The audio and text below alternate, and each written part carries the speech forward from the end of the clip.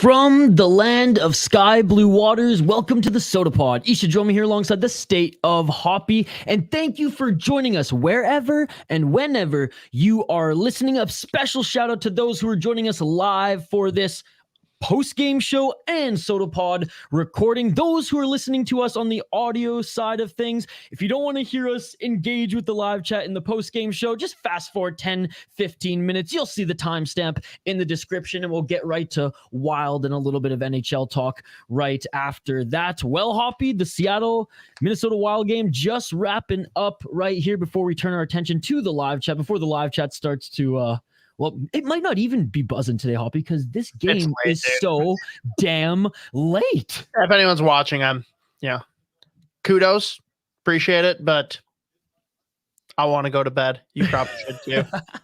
For those on Twitter and Facebook, we appreciate you guys supporting us there, but migrate over to YouTube so you can join the live chat when, Sean eventually shows up to say something. And I know Sean's gonna join here in a sec to at least remind me that I messed up with the Seattle Kraken hashtag, and apparently Kraken is some sort of Bitcoin comparisons.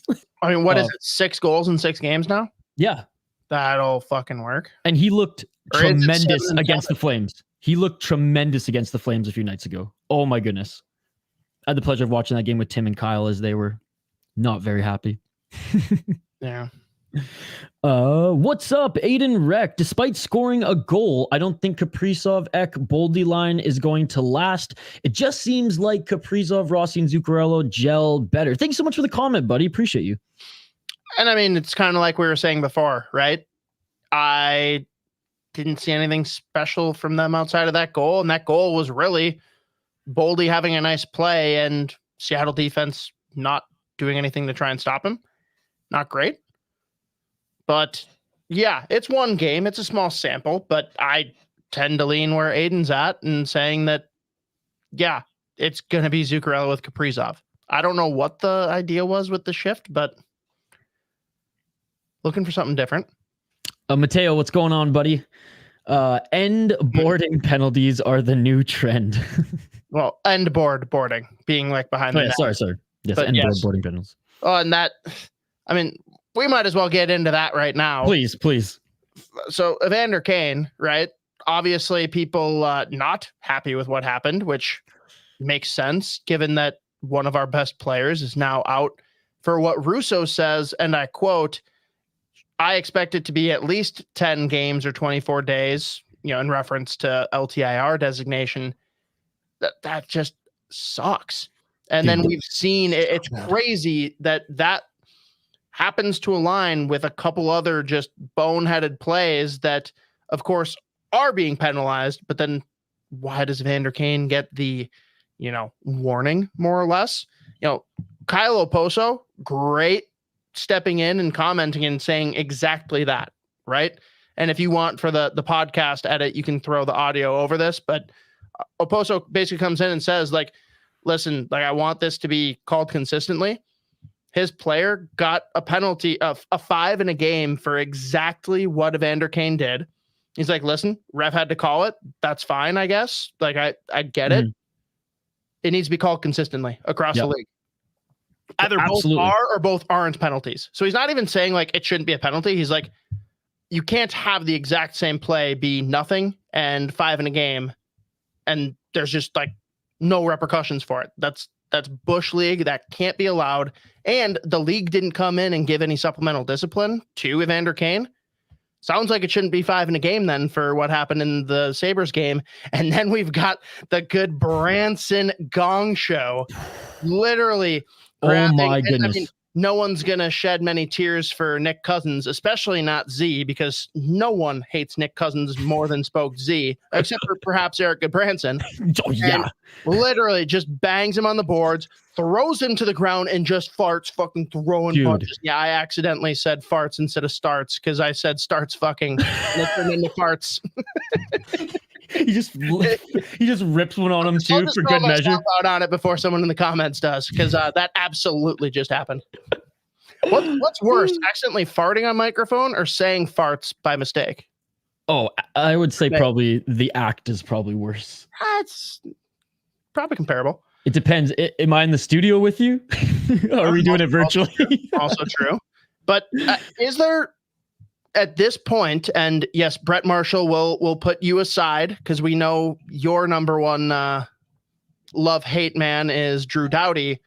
Do most Minnesota Wild fans look at Evander Kane and say he is their most hated player in the league currently? Is there anyone that even compares? I mean, Marchand's always going to be up there, no? I think that's like a league-wide thing that everyone knows he's a rat, but I don't think like Wild fans, if we're going to look at Boston, it's Trent Frederick. Yeah. I would say Trouba's probably the only one. But is Trouba hated amongst players or fans? That's not for the Wild, though. Oh, just for the Wild. Okay, yeah, right. I'm saying Wild fans. Oh, okay, got you. So I hate Trouba more. Yeah. Fucking, he's a loser. As I said, Trouba, I think it's more like... Yeah, nope, I take it back. Mateo absolutely called me out here. I'm sorry. It is Ryan Suter. Exactly that was a very dumb comment on my part. See, that's why I ask. That's why I ask the question, so that someone can step in and correct me. Because he is absolutely the most hated. Freddie, we're gonna win the mug. I love it. What's up, T-Bomb? Do they miss games for pink eye? Oh, good question. Are the Vegas Knights helmets made out of real gold in this economy? Knowing them, no expenses are spared. Only problem is if it was real gold, it probably would be softer, wouldn't it? Actually, yeah, that's true. But so are there still valid question? A very valid question. Now I want to know if there's silver helmets or the King silver helmets or silver. I'm stuck on T-Bomb's comment regarding pink eye. Like, can you imagine if you're hosting a team in your city and you're like tight with the hotel staff and they just go around and start farting on pillows? Like, if you can't play with pink eye. Yeah. I don't know. That could, I mean, it's wicked contagious. So it's wicked contagious. Oh, Are you contagious in Boston? I don't know why. I've never heard you say that. I don't even know how that slipped. I think I was just listening to like some podcast or YouTube video where someone said like use that and it just anyways. It's late, guys. It's late if you haven't noticed. It's almost 11 p.m. and honestly the game ended a little earlier than I thought it would. We thought it was going to be like 10:45, 11ish. Like we thought maybe it would go to overtime based on how 1-0 for pretty much the entire game. I had a feeling. I was like, I didn't think the Wild were going to score another one. I honestly thought if anyone's going to score, it's going to be the Kraken. We're going to go to overtime. And I was feeling it. I was like, I predict the Wild are going to win this one. They just seem to have that little bit of an edge throughout the game. But I really thought we were going to overtime. I was going to be like, just our luck. We're going overtime. That was the worry for a little bit. Fundamentals hockey. We got to throw in, though, Freddie has another one that I don't agree with, but it's a very good call out. That Palooka from Winnipeg who jumped on Kaprizov is up there. Logan Stanley. Again, I still stand by the fact that wasn't malicious. Like, Kaprizov kind of tried to do the reverse hit on him. Like, it wasn't a full one, but like it was a little awkward. Logan Stanley had some momentum, and let's just be real, he's a bigger dude. Maybe there was something in there because I don't know him as far as like player history, right? Maybe he did a little bit more to fall aggressively, but I think that was a natural like progression based on the collision and just kind of falling on him. But maybe there was a little extracurricular in there, but the bummer is, from what Russo says, that's probably going to hinder him long term, which is super, super shitty. Marco looking great while being sicker than shit. Just makes me feel better about our rookies right now. Are we gonna go down like Schitt's Creek quotes now, or what's with the spelling there? Funny enough, like I haven't watched much of that show. I resisted for a while. My wife's a big fan, and I definitely watched it through with her once, and I understand it. Yeah. Just like every show, like it loses me towards the end, but the first couple seasons, I was like very locked in. There's some great characters. I had a couple college roommates who were really, really into it as well when it like just hit the scene. Freddie, again, thank you so much for the comments. And guys, if you're joining us on YouTube, Facebook, Twitter, you can't comment on Twitter. So if you're watching us on Twitter, we love you, but get your ass over to Facebook or YouTube. No, get your ass over to YouTube, like and subscribe and join our live chat here. We'll continue to take your guys' comments for another, 10, 15 minutes. And then we'll just dive into the second half of the show here and get our podcast recorded. And then if there's some more comments at the end, as we wrap up the show, we'll fire through a few more there, but keep them coming, guys, as we'll address them until they die out here. Then we'll talk a little bit more NHL. Gus Bus got his mojo back, baby. He's to that point. We've got to ask, shout out to Drecker Brewing and to Jeff Merrick. What's the dead cat bounce here? Like, is the start to the season like the kind of the reverse dead cat bounce for Gustafsson, where like, hey, what we saw last year was real, bad start, but here we are? Or was last year the dead cat bounce and we got a little mini one here in this season and he's still just not quite that thing? I definitely lean more towards he's a good goalie. Yeah, me too. But for anyone to say definitively one way or the other, I think it's definitely premature right now. I want to see more, but it's positive. In the kid. It's positive given that the defense is getting worse now that Brodin's gone, and he's going to have to step up. And if he has confidence like we've seen tonight, we can't really ask for anything more given the defense is now further depleted. And it's just what an unfortunate year for Brodin, right? Because he's not playing well out of the gate, right? And we've all been he's not playing to the bar, to the floor that he set throughout his career. So obviously, like, I bet like he's frustrated and fans are frustrated. Like, no one's really turned on Brodin in the Minnesota Wild market. And not to say that they have necessarily yet, but a lot more critical. And there's some mean tweets out there, and I'm unaccustomed to it, right? Where now that he gets injured, it's just like, I feel for him, right? Like what a shitty season so far for the guy. Yeah, it's not awesome. And it's even worse that he's already been dethroned as the best defenseman for the Wild. Yep. Speaking of the best defenseman of the Wild, though, I just have to say, because he made my notes as well, like he does every single game. Like, he was perfect tonight as the net front presence. And I haven't seen him play too much, just like clearing the crease. And he did a beautiful job tonight. And again, like, he was picking like 4 players' pockets in the same shift. Like getting that puck on his stick, sending it out. It was crazy, man. So good. And then I just clearing that space, allowing his goalie to have a lane and be able to see the action and picking the pocket of the guys in front of him. Like, I'm speechless. I feel like every game he impresses me more and more at this level. Like, he impressed me this much in college hockey, and now in fucking the NHL every game. I see more and more of what this guy is going to bring. And I feel like his ceiling is just like, it's rising and rising. For being speechless, you said so many fucking words. Well, I mean, I'm a verbose guy, so that's like, like you drop like 7 tweets worth of characters, then say I'm speechless, then continue to gush about him. Well, I mean, it's a podcast. It's a podcast. I can't just be like, well, so maybe just leave out the part where you're speechless. That shouldn't even be part of your vocabulary. Now I'm just nodding. Mateo, the Wild and the Vikings at ending with the same score is equal parts hilarious and depressing. Yeah. Again, very, very boring day in Minnesota sports. Speaking of big boys, anyone see Rossi and Alexiak in a shoving match? He found the FU for sure. Dude, I love it. Not upset about it. Also, Alexiak's a bad man. Do not mess with him. He's a big dude. That was a Russo quote. I love it. Oh, the one earlier where it was shit. Oh, I got you. The Gus Bus is in idle until after American Thanksgiving. Boldy. is in good form now. Yeah, I mean, Poppy and I tend to agree. Our wagon is getting it together. I'm not sure the Wild have ever properly constructed a wagon, but I hope within the next couple of years, under Judd's guidance, we will have one. What's up? Don't be horrible. Thank you so much for joining, brother. Hope you're doing well. We need to recruit Isha to be a Canucks fan again. I know, though. Finally, the Canucks take off, and I'm getting focusing on the Minnesota Wild.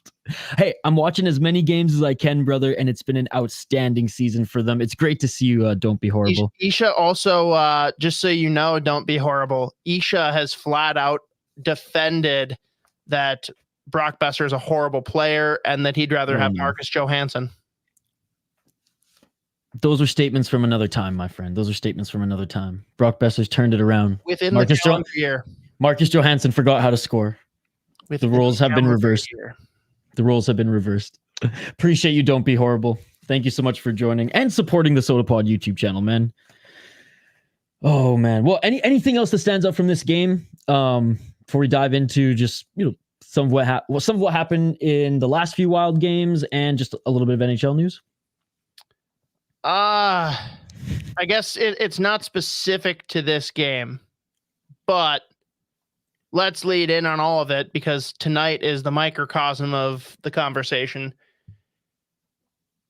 I need to know what goods and or services John Merrill is providing to John Hynes, because he has been an absolute catastrophe since the shift. And again, back to like the start of Merrill's tenure in Minnesota, I thought he played quite well. I was very thrilled to have him here. I loved getting him back on a cheap contract. And oh my God, have I regretted those emotions ever since.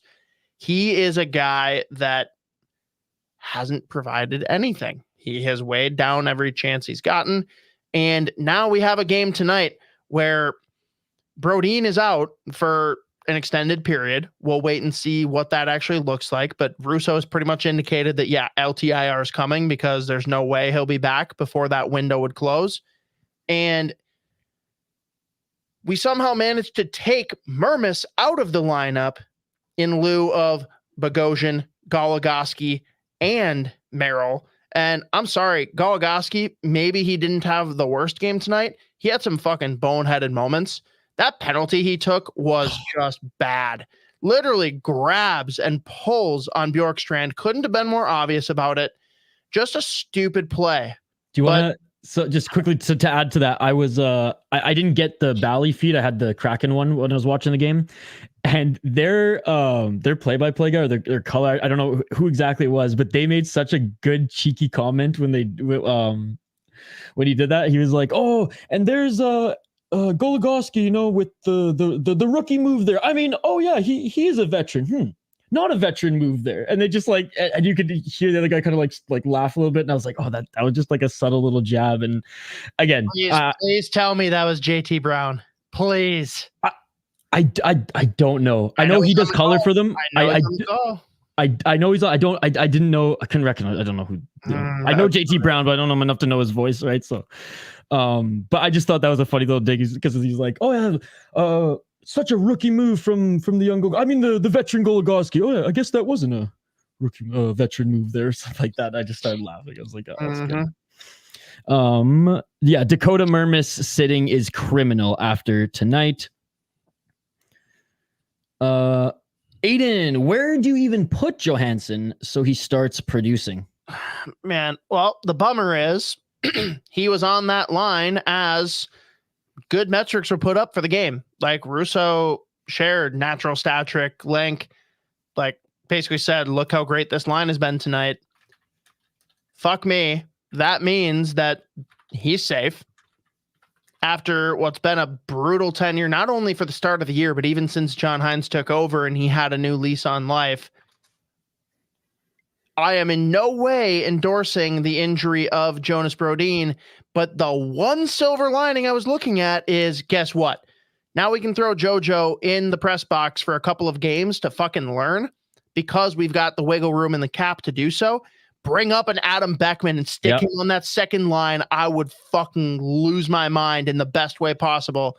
But no, They looked good. They put up good metrics. So now he's definitely bought himself at least 4 games of breathing room, and it makes me sick. And again, I hope that he gets his game back. I am not a hater on Marcus Johansson.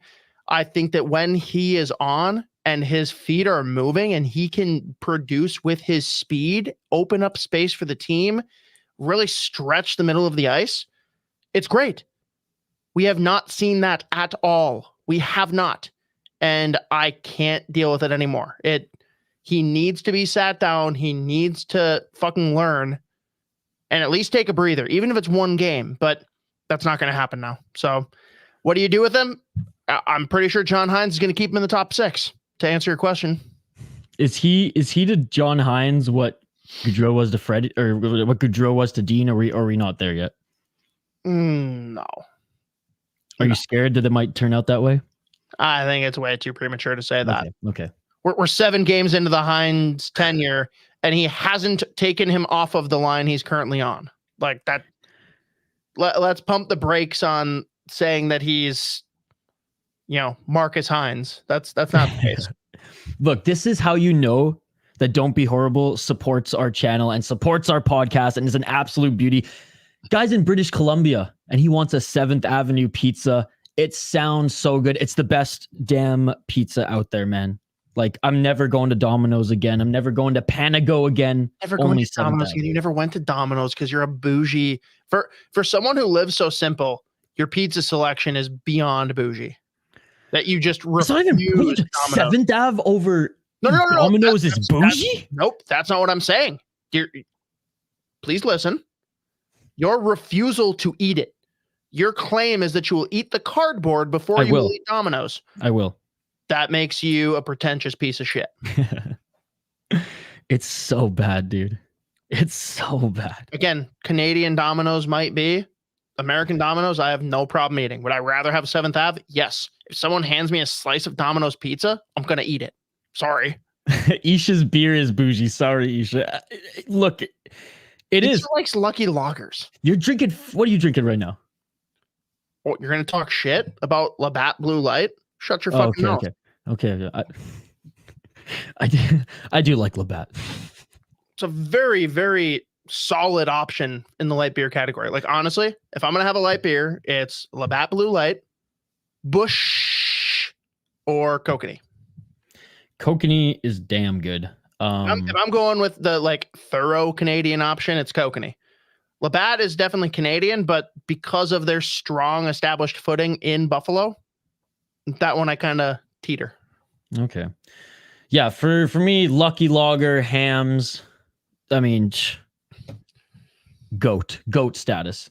As long as it's not Miller Lite, I'm not going to get mad. Yeah, there you go. Have you had Lucky Lager before? I mean, are you really going to rag on it before you try it? I mean, come on. No, but it's, again, the fact that you'd rather eat the cardboard than eat a slice of Domino's pizza, but then you're sitting here going hard on Hams and Lucky Lager. Like, it just doesn't compute.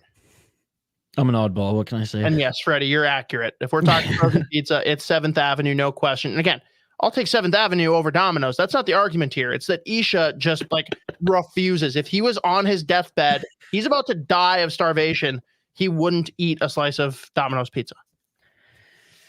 I don't get it.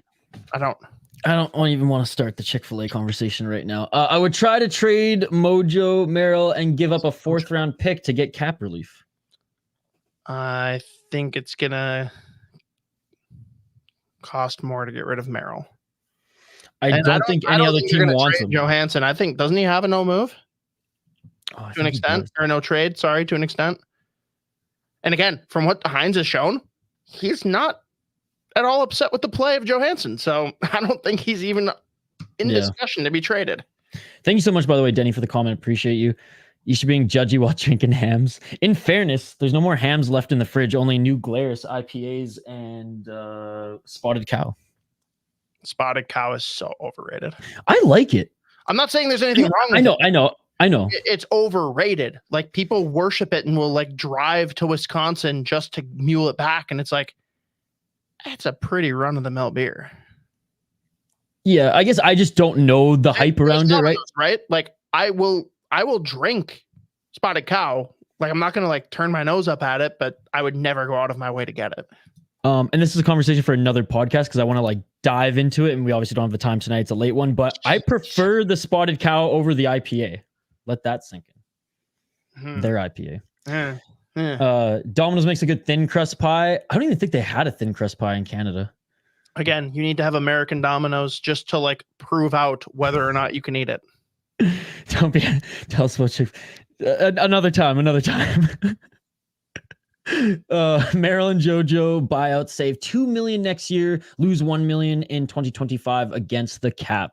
What's up, Sean? 2025, we have a lot more money to spend. So I mean, that reasonable. But again, I can't emphasize enough. Johansson is not in jeopardy whatsoever. And apparently Merrill isn't either. He has played over Goligoski, and now he's playing over Mermis. I don't understand it at all. It blows my mind.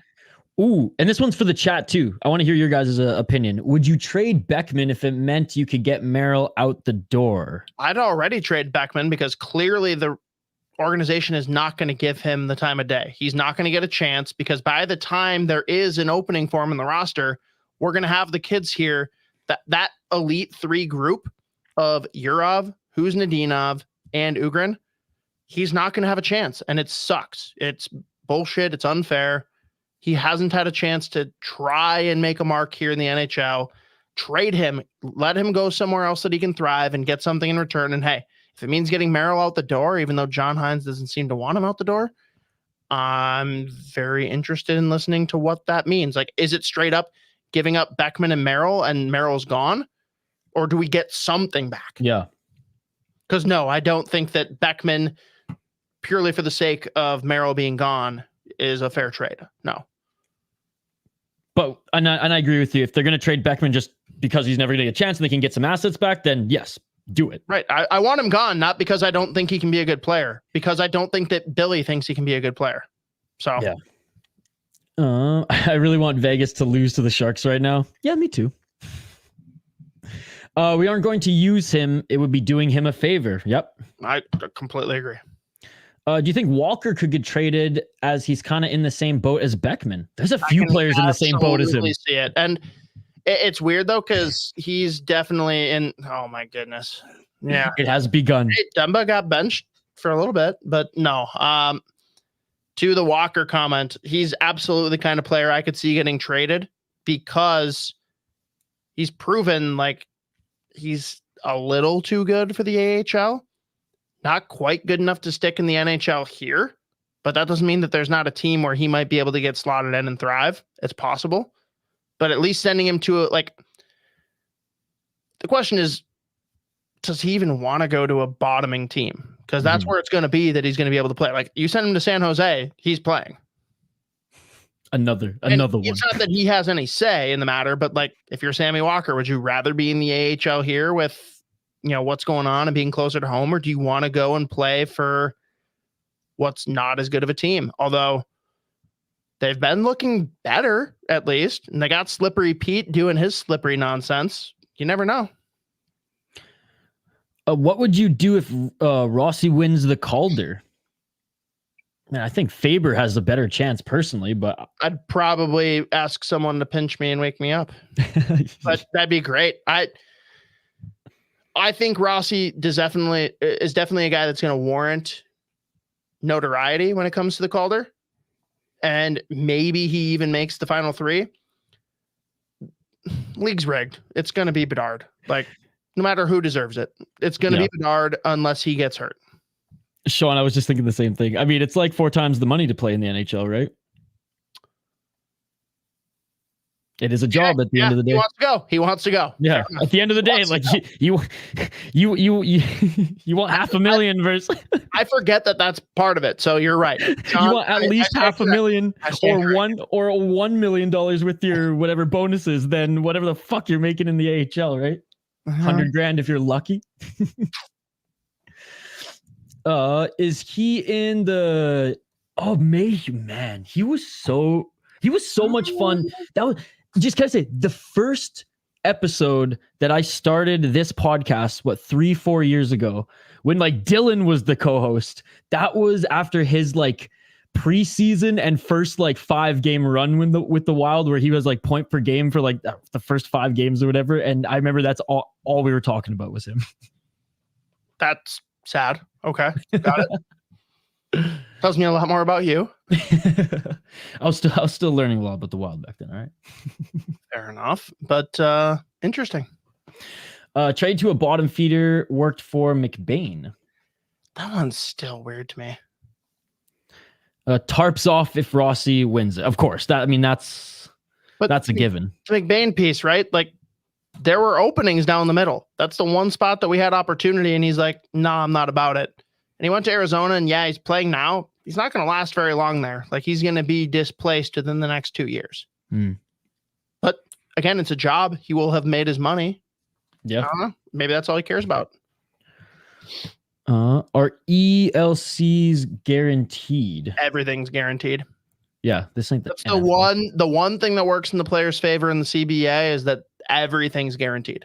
Yeah. Obviously, the bonuses aren't because you have to earn them, but like, yes, all contracts are guaranteed. You know, growing up really following the NHL and how this league runs compared to, because I wasn't a big, NFL guy, it's still like it's crazy that they can cut players, right? And can terminate the contracts. It's crazy. I'm just not used to it, right? I understand it now that I'm like getting more into football, but I'm just not used to it, right? And it's same with like. Are you getting more into football? I'm trying. Okay. Are you trying? I'm gonna be trying. I'm trying to try. I'm trying to try. It's similar. Well, I mean, it's similar with like UFC. Like you can't in their contracts, you're not allowed to leave to another promotion. Yet they can cut you and keep you as long as they want. So say you have one fight left, you don't want to fight, they can keep you for theoretically, like I think it's 2.5 or 3 years before there's like a time. It's just nuts. So like that, I do like that about the NHL, and that's what's, like you said, a good thing that's in favor for them. And yeah, so I thought you knew that. Mm-hmm. I think Goligoski survived tonight because of his chemistry with Spurgeon. Survived. That's a fair way to put it. Like I said, he wasn't horrendous, but he made he made a very dumb move at one point in the game. Estimated career earnings for Walker on Cap Friendly is like $281K in 1+ season. Oh, okay. I mean, it's not the worst, but yeah, you want that NHL money. You want that FU money. Yeah. I thought young players could be bought out for 1/3 of the remaining money on the contract. Older players 2/3. So I could definitely be wrong on this. And Sean, if you find proof of this, please post it and let me know, because I'm actually curious. But my understanding was, yes, that's like as far as the salary cap is concerned. Yes. I still think in actual dollars, you have to pay the players. Right. But I may be incorrect on that. I'm like 60% confident. He's just basically American now. He's Canadian, but basically American too. I mean, I've been half American. Now I'm officially half American. Well, I mean, until my passport literally arrives at my door, then I'm officially. Until you can fly between the two countries without being stopped by border patrol. I'm like still a little shook up about that. He took a sabbatical from football while in Canada. Canada. There was no CFL either because it's over. The season's over. Shout out to Montreal. How is the cavity search? I don't want to talk about it. Okay. Isha got a little too aroused and he's embarrassed to say it. But I gotta. Yeah, it wasn't easy. Don't be horrible. We'll just say that. Nothing like just some confusion with paperwork, and it just took a very, very long time. That's all. Now Parise / Suter were owed $10 million over 4 years, and now they're paying $800K a year over 8 years.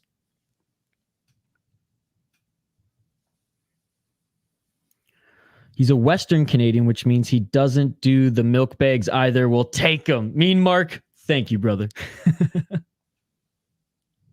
Oh, it's all good, buddy. We're here. We figured it all out. It's all good. All right, let's turn the page, Hoppy, and get to a few other topics before we wrap things up, because it's already 45 minutes in, and I know we already started turning the page. We got to get. We're pretty much wrapped up. I think the real thing to look at is what went wrong in the back-to-backs against the only two teams that I think are real teams to benchmark against.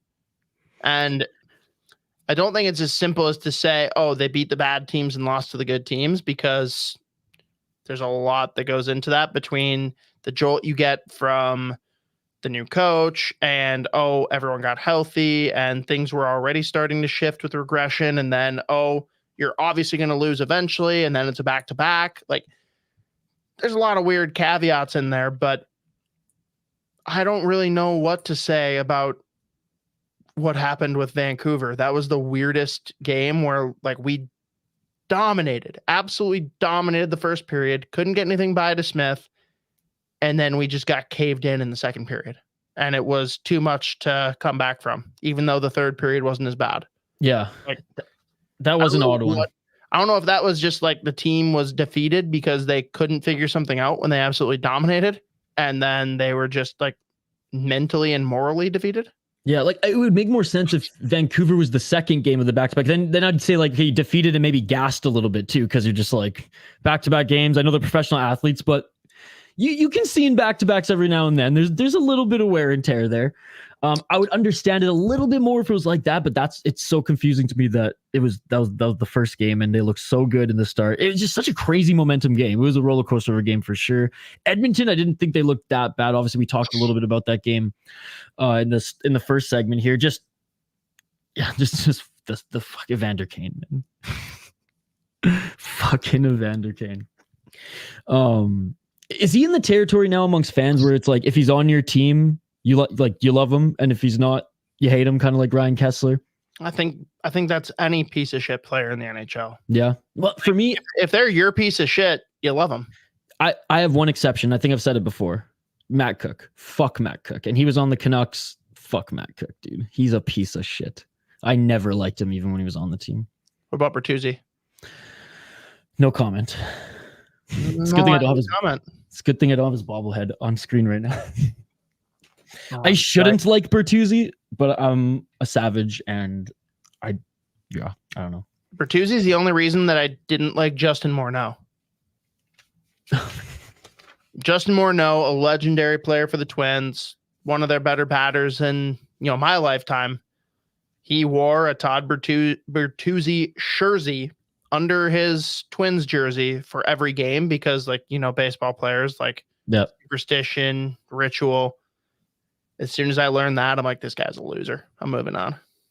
Yeah. Canucks, it wasn't a matter of a Canucks jersey. It was Bertuzzi specifically. Yeah. Like I said, I should hate him. He is a piece of shit, but he's a fucking loser. I watched more because I was a lot younger, right, when Bertuzzi played. I followed the Canucks more when Matt Cook was on the team, and I just, like I said, I fucking hate Matt Cook, dude. And yes, Sean. 2006 AL MVP Justin Morneau. He wore a Todd Bertuzzi jersey. I'm out. Don't be horrible yet. It's pretty widely known. I mean, just ask Wes Walls. He was more against special ed. That was a fun interview, man. That was a fun interesting interview. Oh man. Before we wrap up here, Hoppy, I know we're not going to dive into too much NHL stuff, but there is a piece of Pittsburgh news that I just want to ask you about quickly here. Jesse Puljujarvi, PTO with the Penguins, coming off that hip surgery. I hadn't even fucking seen that. I don't want to talk about it. Breaking news. I don't want to talk about it. Are you just indifferent? Don't even care. He's not going to make the team, so it doesn't matter. I mean, it's a PTO, so I can ignore it. But if they sign him, I'm going to be not super thrilled. And I hope I would love for this to bite me in the ass. And it turns out that he's a great player and I'm an idiot, because that means that something's going right for Pittsburgh. Because right now, aside from Crosby, not much is. Yeah. So sure. No, try something, but no, I think Jesse Puljujarvi is not the answer. Another thing, did you see what happened to Dylan Larkin? the other night? So I didn't actually see the play. No, I just saw the result, and I saw some dipshits online that were like trying to make like humor out of it, and then they'd try and argue like, "Oh, for anyone that doesn't know, this post was satire," which like I don't think that they're intelligent enough to know what satire is, because that's definitely not what it was. But what was scary for me was not good. What was really scary for me was when he was laying there like out, right, completely out. And, Perron, the wires cross, he cross checks, I don't even remember the player's name, in the face, and a whole brawl ensues. What's scary about that, and I've seen this before in other games, it's right over the fucking body of Larkin. And thank God the refs and a few players were actually doing a good job, like, get the fuck away from him. But I remember, I think it was Taylor Hall hit, I think his name was Philip Larson. He was a tiny Swede defenseman, and he played with the Vancouver Canucks at one point. But I remember he destroyed him, hit him with a clean hit, but he completely went out. And then the Canucks and I don't remember where Taylor Hall was at that time. New Jersey, I think. They started going at it, and no joke, like skates were like bumping him in the head, and like some Canucks players had to like dive on like his body to like try to protect. And so when I saw the Larkin thing, it reminded me of that game, and that's what was so scary. It was like the players are so heated in the moment that I think they forget they're on fucking skates, and they're just like, yeah, thank God that the refs dove in there, and they didn't literally like dive over him, but they did a good job of clearing the path. And glad he's okay now. Obviously, he's going to be out for a little bit, and Perron has a hearing with player safety, obviously, due to his intent to injure there. But scary stuff, though, man. And like, just the camera zoomed in on his face and like lifeless for a sec, right? Just like completely out, and that's what was scary. But again, glad he's okay. But that's in the National Hockey League, that's been one of the more nastier injuries, / moments so far. Again, glad he's okay. And last but not least, he is confirmed okay though. Yeah. Okay. Banged up, but like he didn't get up easily there, but yeah, he'll be fine. Okay, he'll be fine. Last thing before we wrap up here, we'll take the last few of the comments here before we hang up the skates. World Junior Championship. The IHF is officially making net guards mandatory for that tournament. A lot of the players already did, but now it is written every junior player has to wear net guards in that tournament, and that's obviously a very positive thing, and we very much are in favor with that. So, as someone who took a net guard off as soon as they were allowed to after youth hockey, I would very much now, going back, knowing what I know, wear one. Yeah, absolutely. All right, well, let's get through the last few comments here, guys, and then we'll hang up the skates and let's get some sleep. Taking an impromptu penalty in the same play. Inopportune. You're going straight Q right now, where like you read the first couple letters and the last couple letters, and then you just make up what's in the middle with a word that you've heard of. Inopportune.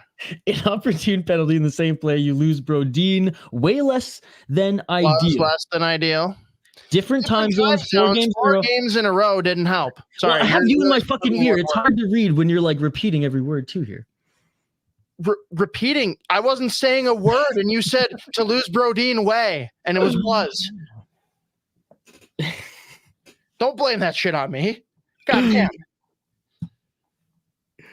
damn. Middle 30 minutes. The Wild had like 0.2 expected goals or something versus Vancouver. Crazy. That was what we talked about 20 minutes ago. Keep up. I'm just going through the last of them here. Topper just sounds like a jerk. Concussion messed up his career in the 2010s. Sucks. How did the Wild get so lucky to fly from Alberta to Vancouver back to Edmonton and Seattle? I'm smashing this one. Sorry, Mateo. This is the biggest bullshit pussy complaint ever. It is an hour 40 flight from Calgary to Vancouver, and it's an hour flight from Calgary to Edmonton. They are flying on a private jet. They can fucking deal with it.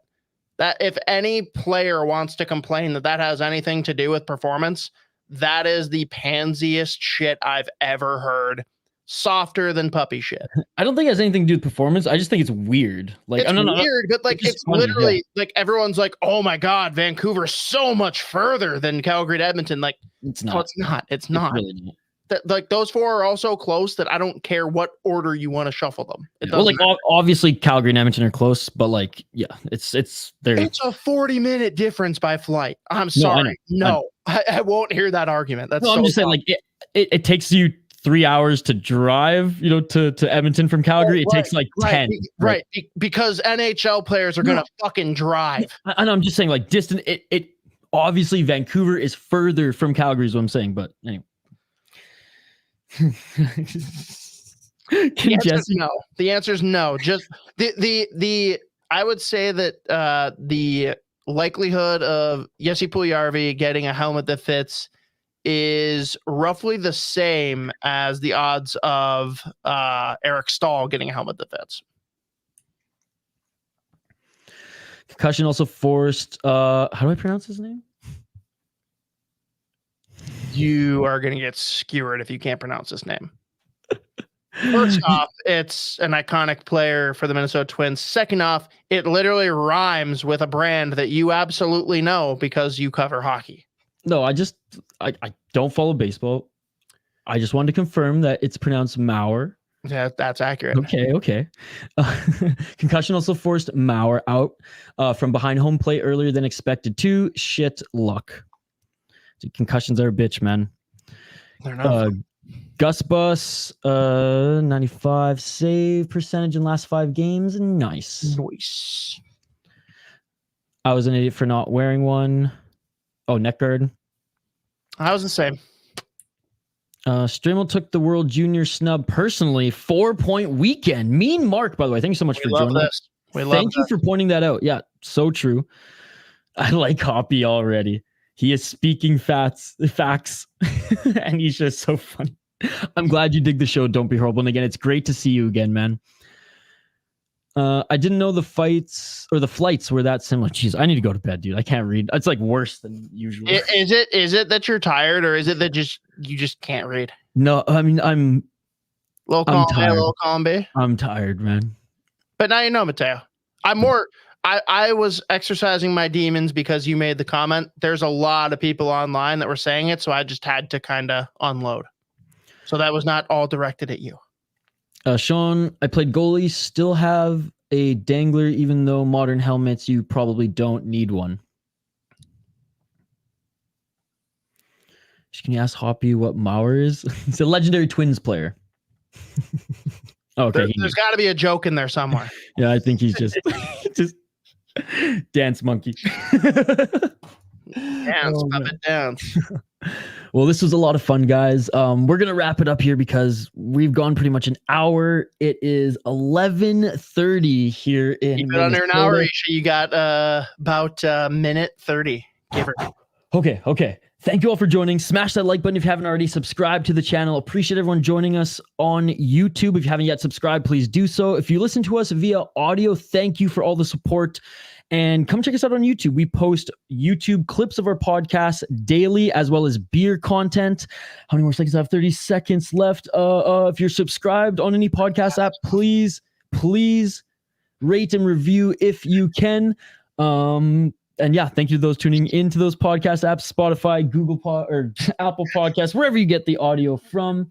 Give us 5 stars, a kind review. It just helps the algorithm. Thank you, everybody. Hoppy's dying here. With a minute 15 left. He's like, oh shit, I only got 30 seconds left. Oh shit. Okay, I'm gonna you now have 45. You are down to 40 seconds now. Thank you all again. We will see. We'll see you back live Wednesday for Judd'z Budz, 6:30 Central Time. Sota Pod audio dropping tomorrow. If you guys just joining us now or just caught the end of this, and yeah, you guys know the drill. Podcast episodes dropping every single week, ladies and gentlemen. Now we officially have 20 seconds left. Maul retired like 5 years ago. Give Isha a break. Signing off. I'm Isha Dromi alongside the State of Poppy. This has been the Sota Pod. It's easy. Presented by Better Edge, 7th Avenue Pizza, Northland Vodka, and Waggle Golf. We good, man? We good. Don't fear, just drink some beer and stay wild.